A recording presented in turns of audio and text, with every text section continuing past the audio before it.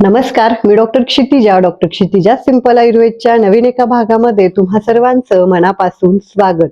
आपल्या महाराष्ट्रातलं पारंपरिक अतिशय पौष्टिक चवीलाही उत्तम असणारं पण आजकाल आपल्या सर्वांच्याच आहारामधून अगदी गायब होत चाललेलं धान्य म्हणजेच बाजरी, त्यालाच पर्ल मिलेट असंही म्हटलं जातं. आयुर्वेद शास्त्रामध्ये आरोग्य टिकवून ठेवण्यासाठी अनेक आजारांवर गुणकारी औषध म्हणून बाजरीचा उल्लेख केलेला आहे. मॉडर्न सायन्स नुसार सुद्धा यामध्ये proteins, fibres, magnesium, potassium, zinc, iron, vitamin B यासारखे अनेक पोषक घटक हे अगदी खचाखच भरलेले आहेत. आपले पूर्वज सुद्धा अगदी नियमितपणे त्यांच्या आहारामध्ये बाजरीचा समावेश असायचा. परंतु मागच्या 20-25 वर्षांपासून फक्त गहू आणि तांदूळ हेच आपल्या रोजच्या आहाराचा भाग बनलेले आहेत.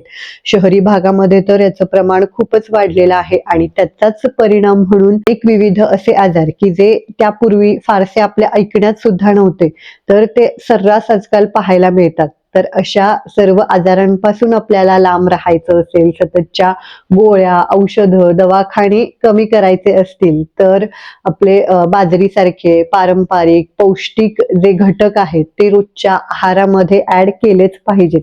फक्त आधी त्याची योग्य पद्धत जाणून घ्या. म्हणूनच आजच्या या भागामध्ये बाजरी खाण्याचे 5 जादुई फायदे आणि ते फायदे मिळवण्यासाठी ती नेमकी कशी खावी, तसंच कोणी टाळावी, कारण काही विशिष्ट आजार असणाऱ्या व्यक्तींनी बाजरीचं सेवन केलं तर त्यांचा त्रास थोडासा वाढू शकतो. त्यामुळे पूर्ण माहिती जाणून घेण्यासाठी व्हिडिओ शेवटपर्यंत पहा, कुठेही स्किप करू नका. आणि हो, एक छोटीशी विनंती असेल, अजूनही तुम्ही चॅनल सबस्क्राईब केलेलं नाहीये, पहिल्यांदाच व्हिडिओ पाहताय तर लगेच सबस्क्राईब करून ठेवा, ज्यामुळे अगदी मोफतपणे आमच्या अशाच आरोग्यविषयक नवनवीन व्हिडिओचे अपडेट्स तरी तुमच्यापर्यंत पोहोचत राहतील. तर आयुर्वेद शास्त्रानुसार बाजरी ही उष्ण गरम गुणाची सांगितलेली आहे. त्यामुळे हिवाळा, पावसाळा आणि कोणाला वाताचे, कफाचे आजार असतील तर अशांनी आवर्जून बाजरीचं सेवन करावं. बाजरी खाण्याचा सगळ्यात पहिला महत्वाचा फायदा म्हणजेच ती लघु, पचायला हलकी सांगितलेली आहे. गहू आणि तांदळापेक्षा कित्येक जास्त पटींनी यामध्ये प्रोटीन्स आणि फायबर्स असतात. आजकाल म्हणजे तरुण पिढीमध्ये तर जंक फूडचं प्रमाण खूपच वाढलेलं आहे आणि त्याचाच परिणाम म्हणून पचनाच्या अनेक समस्या, अपचन, पोटफुगी, पोट जड होणं, गॅसेस, पोट साफ न होणं या तक्रारी खूपच वाढलेल्या आहेत. आणि अशा तक्रारींसाठी बऱ्याचदा फक्त औषधांवर अवलंबून राहतात. पण औषध हे तात्पुरतं काम करणार आहे.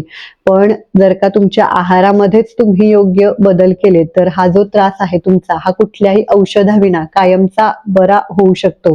त्यातही बाजरीमध्ये फायबर्सचं प्रमाण खूप जास्त असतं आणि आपल्याला सर्वांना तर माहितीच आहे की पोट साफ होण्यासाठी, वजन, शुगर कमी करण्यासाठी सुद्धा फायबर्स हे खूप गरजेचे असतात. तर किमान रात्रीच्या जेवणामध्ये तरी बाजरीचा समावेश हा केलाच पाहिजे. त्याचा फायदा म्हणजेच शुगर पेशंटसाठी, डायबेटीस मॅनेजमेंटमध्ये आजकाल घरामध्ये एकाला तरी शुगर ही असतेच आणि अशा वेळेला काय खायचं असा प्रश्न बऱ्याचदा पडतो. तर शुगरसाठीची तुमची जी गोळ्या औषधं आहेत ती कायमची बंद होऊ शकतात जर का तुम्ही तुमच्या आहारामध्ये योग्य बदल केले तर. आणि त्यासाठी एक उत्तम पर्याय म्हणजेच बाजरी. बाजरी जी आहे ती लो ग्लायसेमिक इंडेक्स फूड्समध्ये येते, म्हणजेच रक्तातील साखर फार वेगाने ही वाढवत नाही. त्यामुळे सलग 30 दिवस तुम्ही गहू तांदळाऐवजी बाजरीचा समावेश आहारामध्ये करून पहा. 100% तुम्हाला त्याचा जो फायदा आहे तो दिसेलच. तिसरा महत्वाचा फायदा म्हणजेच हार्ट हेल्थ, हृदयाचं आरोग्य सुधारण्यासाठी यामध्ये भरपूर प्रमाणात पोटॅशियम, मॅग्नेशियम असतं, ज्याच्यामुळे की आपल्या रक्तातील ट्रायग्लिसराइड्स, कोलेस्टेरॉल, शुगर, बीपी हे सर्व जे काही आहे ते नियंत्रणामध्ये ठेवलं जातं.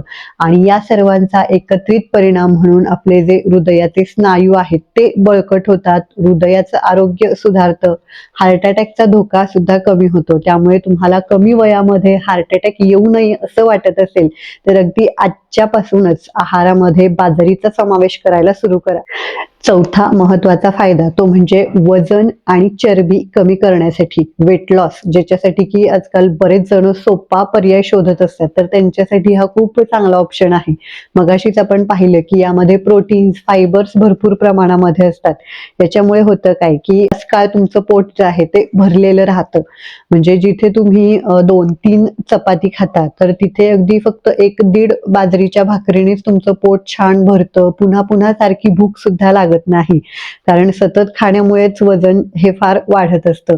त्यामुळे कॅलरीज कमी जातात आणि प्रोटीन्स भरपूर मिळतात. वजन तर कमी होतच, शिवाय स्नायूंना बळकटी येते, कुठेही अशक्तपणा, थकवा सुद्धा तुम्हाला जाणवत नाही.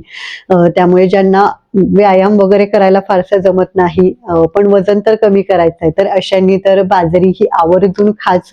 100% तुम्हाला त्याचा फायदा दिसेलच. 5वा महत्वाचा फायदा म्हणजे ही उष्ण गुणाची सांगितलेली आहे, त्यामुळे वात आणि कफदोष कमी करते. त्यामुळे ज्यांना कोणाला वाताचा कुठलाही आजार म्हणजे आमवात असेल, संधिवात असेल, किंवा मग स्त्रियांमध्ये डिलिव्हरी नंतर 1.25 महिना 40 दिवस वात हा प्रचंड वाढलेला असतो आणि त्यामुळेच मग वाथ्या राहणं, पोटावर चरबी साठणं असा त्रास होतो, तर ती राहू नये. बाळासाठी दूध भरपूर प्रमाणामध्ये यावं म्हणून स्त्रियांनी तर या काळामध्ये आवर्जून बाजरीचं सेवन हे केलंच पाहिजे.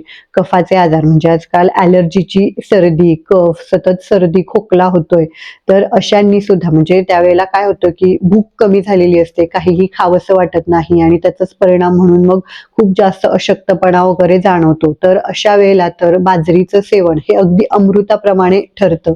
फक्त एक महत्वाची गोष्ट की बाजरी खाताना काय काळजी घ्यायची आहे, बाजरी ही थोडीशी रुक्ष कोरड्या गुणाची असते, त्यामुळे बाजरीचा कुठलाही पदार्थ तुम्ही बनवताय म्हणजे भाकरी असेल, त्याची खिचडी बनवली जाते किंवा धपाटे असं काहीही बनवताय, तर त्यामध्ये भरपूर तीळ घाला. तिळामध्ये नॅचरल तेल असतं जे की कोरडेपणा कमी करतं. तसंच खाताना वरून 1 चमचाभर देशी गाईचं किंवा मग साजूक तूप सुद्धा आवर्जून घाला. म्हणजे आमवातासाठी तर लसूण आणि एरंडाचं तेल घालून बनवलेली बाजरीची भाकरी ही औषधाप्रमाणे काम करते, असं वर्णन आयुर्वेद शास्त्रामध्ये आलेलं आहे. आणि टाळावी तर बाजरी ही उष्ण गुणाची असते, त्यामुळे ज्यांना पित्ताचा खूप जास्त त्रास आहे, आम्लपित्त, शरीरातली उष्णता खूप वाढलेली आहे, म्हणजे शरीरामध्ये कुठेही जळजळ होतीये, मूळव्याध, फिशरचा त्रास असेल, तर अशांनी बाजरी खाताना थोडीशी जपूनच खावी.